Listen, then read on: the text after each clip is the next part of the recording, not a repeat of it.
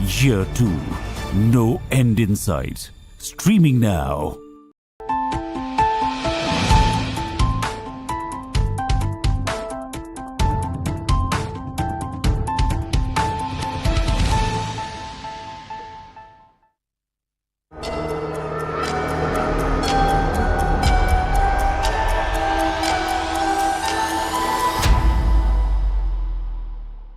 The following content may contain visuals that are disturbing, graphic, or sensitive in nature.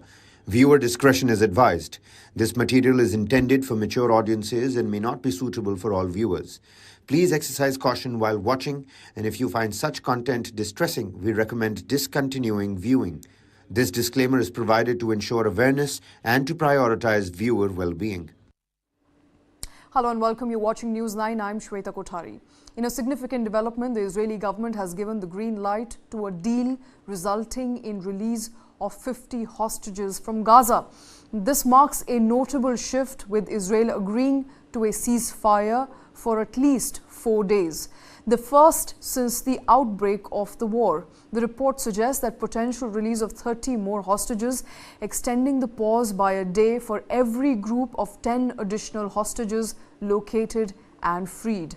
The first release of hostages is expected as of Thursday. The delay is because if the deal is agreed to, there must be a 24-hour waiting period before it's implemented to give Israeli citizens a chance to ask the Supreme Court to block the release of Palestinian prisoners. In preparation for the release of hostages, 6 hospitals in Israel are readying designated compounds to receive them separately from other patients and the media.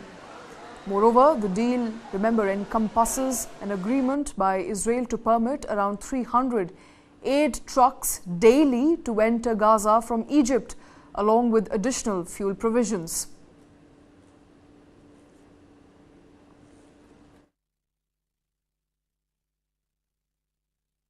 יש בחוץ דיבורי הבל. כאילו אחרי ההפוגה להשבת חטופינו, אנחנו נפסיק את המלחמה. אז אני מבקש להבהיר, אנחנו במלחמה, ונמשיך במלחמה. נמשיך במלחמה עד שנשיג את כל היעדים שלנו. במלחמה יש שלבים, וגם בהשבת החטופים יש שלבים. אבל אנחנו לא נרפה עד שנשיג את הניצחון המוחלט ועד שנחזיר את כולם. עכשיו לפנינו הערב החלטה קשה, אבל היא ההחלטה הנכונה. כל גורמי הביטחון תומכים בה באופן מלא. הם הבהירו במלוא הערכתם המקצועית שביטחון כוחותינו יובטח בימי ההפוגה ושהמאמץ המודיעיני יישמר בימים אלה. Now, here's what the Israeli government has said. The government of Israel is obligated to return home all the hostages. Tonight, the government has approved the outline of the first stage of achieving this goal, according to which at least 50 hostages, women and children, will be released in over 4 days, during which a pause in the fighting will be observed. The release of every additional 10 hostages will result in 1 additional day of the pause. The government of Israel, the IDF, and the security services will continue the war in order to, or in fact will continue the war, will pause the war in order for the return of home of all hostages, complete the elimination of Hamas, and ensure that there will be no new threat to the state of Israel from Gaza. According to Hamas, the deal will include the entry of hundreds of trucks carrying humanitarian, medical and fuel aid to the Gaza Strip areas, both in the north and the south. Halting air traffic in the south for 4 days, halting air traffic in the north for 6 hours daily. During the pause in fighting, Israel has agreed not to target or arrest anyone in the entire Gaza Strip.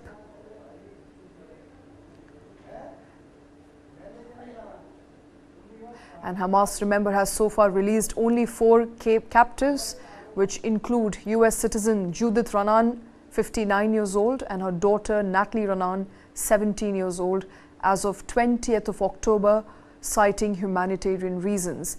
Israeli women Nurit Cooper, 79 years old, and Yocheved Leifshitz, 85 years old, were also released on 23rd of October.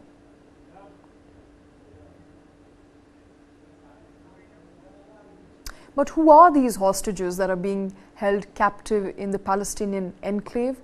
Israel reports a total of 138 hostages with foreign passports representing 40 countries. Nationalities include 15 Argentinians, 12 Germans, 12 Americans, 6 French and 6 Russians. Recent estimates put the total captive count at around 240, with approximately 33 children among taken. Hamas has released only 4 hostages so far, heightening concerns over the safety of the remaining captives. Notably, the Israeli military successfully rescued a soldier taken hostage on 7th of October. Tragically, the bodies of 2 hostages were recovered on 16th of November. We will get you all the latest updates on the hostage crisis as it continues to unfold.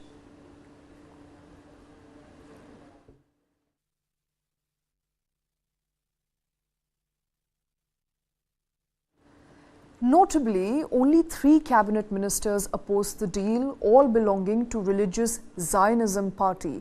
The full cabinet, comprising of 38 members from a number of different parties, some very strong critics of the deal, came from far right. Itamar Ben-Gvir, the National Security Minister, expressed opposition to the deal. He added that he believes Hamas's approval of the hostage deal indicates Israeli army is carrying out an effective attack. Israel's finance minister Bezalel Smotrich stated that the deal was detrimental to Israel's security, the hostages and the IDF soldiers. But why is there a 24-hour delay in the deal, given that it's been given a green light? Early reports from Israeli media indicate that if the deal is ratified, the first batch of hostages could be released on Thursday. This 24-hour waiting period post the deal's approval is to allow Israeli citizens to petition the Supreme Court of Israel to block the release of Palestinian prisoners. And a senior U.S. administration official outlined the details of the hostage deal with Hamas. According to the official, at least 50 women and children will be released over the next 4 to 5 days. The U.S. hopes that Gaza pause will also be observed by Hezbollah and Israeli forces in the north of Israel. The deal is structured to incentivize hostage release beyond the initial 50. In some cases, Hamas needs a pause in order to locate some of these hostages. Initial reports have also said that there have been releases 24 hours after the deal is reached. The U.S. anticipates more than 50 hostages will be released in the initial phase itself. A rigorous inspection regime will prevent Hamas from obtaining more weaponry beyond the pause. The U.S. government hopes that the pause will lead to an increase in humanitarian supplies. Remember, 3 Americans, including soon-to-be a 4-year-old girl, are included in the initial release if the Israel-Hamas hostage deal comes into fruition.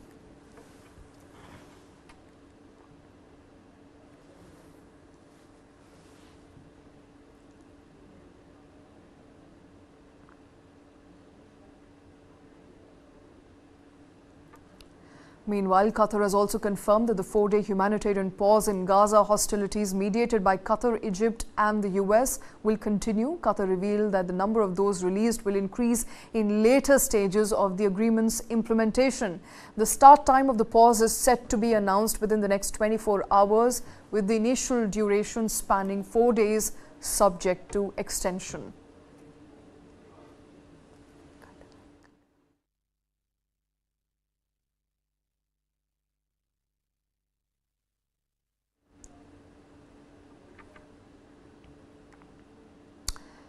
And Russian President Vladimir Putin, Chinese President Xi Jinping and South African President Cyril Ramaphosa called for a political solution to the Israel-Palestinian conflict at a virtual BRICS summit. The meeting emphasized on several key points on the conflict but did not make a joint declaration. Let's take a look. President Vladimir Putin on Tuesday said the BRICS group of developing nations could help with a political solution to the Israeli-Palestinian conflict. The comments came during a televised summit where Putin again blamed the Middle East crisis on the failure of U.S. diplomacy.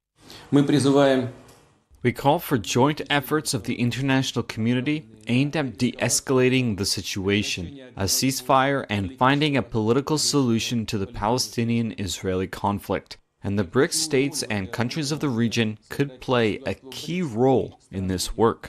He did not explain how any effort might be organized. Russian and Western policy experts say Putin is trying to use the Gaza crisis to his advantage, as part of a strategy to court allies in developing countries. Calls for a ceasefire were also echoed by BRICS chair, South African President Cyril Ramaphosa. As South Africa, we call for, first, an immediate and comprehensive ceasefire. We believe that BRICS has a vital role and a voice in a widespread international effort to achieve a just and lasting peace. The BRICS group includes Brazil, Russia, India, China, and South Africa.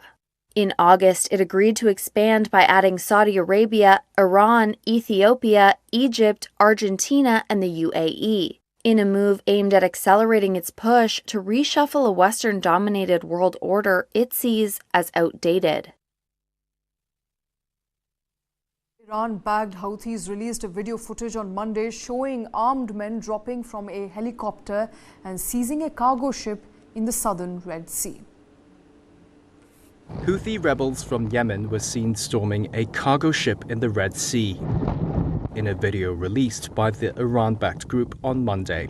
Its fighters appeared to land by helicopter onto the top deck. They brandished weapons at the ship's crew and ordered them to lie down. The seized ship, the Galaxy Leader, is now in Yemen's Hodeidah port area, according to its owner, Galaxy Maritime, which is registered in the Isle of Man. The Houthi movement claims the Galaxy Leader has links to Israel. However, Israel has denied this and says the seized ship was British-owned and Japanese-operated. The owner confirmed the ship was illegally boarded on Sunday. Its crew of 25 is made up of nationals from Bulgaria, Ukraine, the Philippines, and other countries. All communications have since been cut with the vessel. The Houthis are a group aligned with Iran that have emerged as a major military force in the Arabian Peninsula. Last week, the leaders said they would target Israeli ships in the Red Sea and said attacks would continue until, quote, Israeli aggression, referring to the war against Hamas in the Gaza Strip, is stopped. A representative from Hamas thanked the Houthis for seizing the ship. He called it a welcome step in support of the Palestinian people. The United States on Monday denounced the seizure it said was a breach of international law and demanded the Houthis immediately release the vessel and its crew. And let's shift focus to other stories that we're tracking. The Chinese foreign minister said that it would be a serious mistake if Argentina's diplomacy in the South American nation were to cut ties with major countries like China or Brazil. Chinese Foreign Minister spokesperson Mao Ning said at a regular news conference that China is an important trading partner for Argentina and its elected government attaches, in fact, great importance to the relations with China. 据我了解，你提到的内容与俄新社网站公布的采访内容有出入。蒙蒂诺在采访中表示，外界对当选总统米莱的外交政策存在误读，没有哪个国家可以脱离外交关系来发展经贸合作。如果阿根廷同中国或巴西这样的大国断绝联系，将是阿根廷外交的严重错误。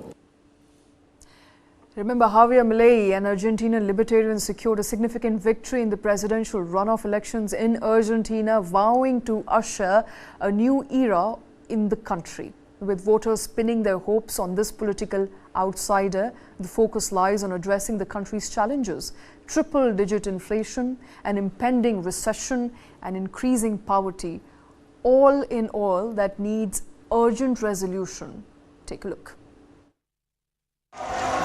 Argentina elected the right-wing libertarian Javier Milei as its new president on Sunday. Voters rolled the dice on an outsider with radical views to fix an economy battered by runaway inflation, giving Milei, an economist and former TV pundit, a clear win with 56% of the ballots. he appears to have successfully harnessed a wave of public anger with Argentina's political mainstream. Today brings an end to the impoverishing model of the omnipresent state that only benefits some while the majority of Argentines suffer. Today we retake the path that made this country great. Today we embrace the ideas of libertarianism. Milei's rival, Economy Minister Sergio Massa, conceded before official results were out. In a speech that lightly veiled his centrist concerns over Milei, Massa said Argentina expected the new president to, quote, provide certainty and guarantees to the functioning of political, social and economic systems. Yet it is Milei's promise to shake everything up that seems to have lured these celebrating supporters to his camp. Argentina needed a change, and that's why I bet on this new proposal.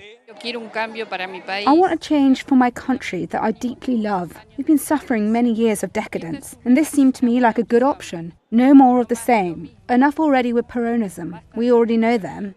The challenges facing Milei are enormous, from the government and central bank's empty coffers to a $44 billion debt program with the International Monetary Fund and inflation nearing 150%. He's pledging economic shock therapy with plans to shut the central bank, ditch the peso for the dollar and slash spending, pushing for minimal state intervention in line with the libertarian ethos. He used to carry around a chainsaw in a symbol of his planned cuts, but shelved it in recent weeks in favor of a more moderate image. The eccentric 53-year-old is also staunchly anti-abortion, backs looser gun laws, and has criticized the progressive Pope Francis. Milei faces a highly fragmented Congress with no single bloc having a majority. This means he will need backing from other factions to push through legislation. After October's first-round vote, Milei struck an uneasy alliance with the country's main conservative bloc. That helped him win middle-ground voters on Sunday, but it could also put the reins on some of his more extreme plans. And Argentinian President Javier Milei promising an economic shock therapy for Argentina there.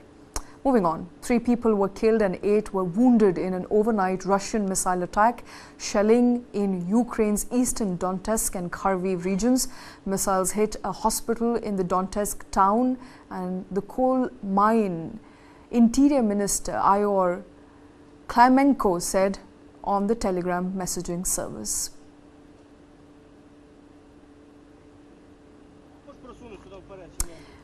Germany will support Ukraine with another military aid package worth 1.3 billion euros that will include an additional IRIS-T air defense unit. I have the honor and the pleasure to announce a new package for my visit here, and in this package is included, of course, another 4 further systems of IRIS-T SLM. Is included is artillery ammunition of 155 and panzer defense mines. So we are altogether, it's a package of 1.3 billion euros, and I'm quite sure this is the 5th package since last winter. This will help you in your fight against the Russian aggression. And in a video message commemorating the Day of Dignity and Freedom, Ukrainian President Volodymyr Zelensky said that Ukrainians will not allow their freedom to be taken away. Today we celebrate the Day of Dignity and Freedom. It is a public holiday established to commemorate the beginning of 2 revolutions, the 2004 revolution and the Revolution of Dignity 10 years ago. 10 years ago we started a new page of struggle. 10 years ago, Ukrainians launched their first counteroffensive against unlawfulness, against attempts to deprive us of our European future, against our subjugation. Year after year, step after step, we do everything to ensure that our star shines in the circle of stars on the EU flag, which symbolizes the unity of the peoples of Europe. The star of Ukraine 20 years ago, it was a romantic dream. 10 years ago, an ambitious goal. And today, a reality in which it is impossible to stop our progress and the completion of all the mandatory stages. Therefore, our candidate status and further accession negotiations should definitely finish with Ukraine's full membership in the EU. And we are doing all this despite the war, when our people are defending themselves and Europe right now, because we have dignity and will not allow our freedom to be taken away from us. And that is Ukrainian President Zelensky speaking to public and the media. But with that, we've come to the end of this show. Thank you very much for watching.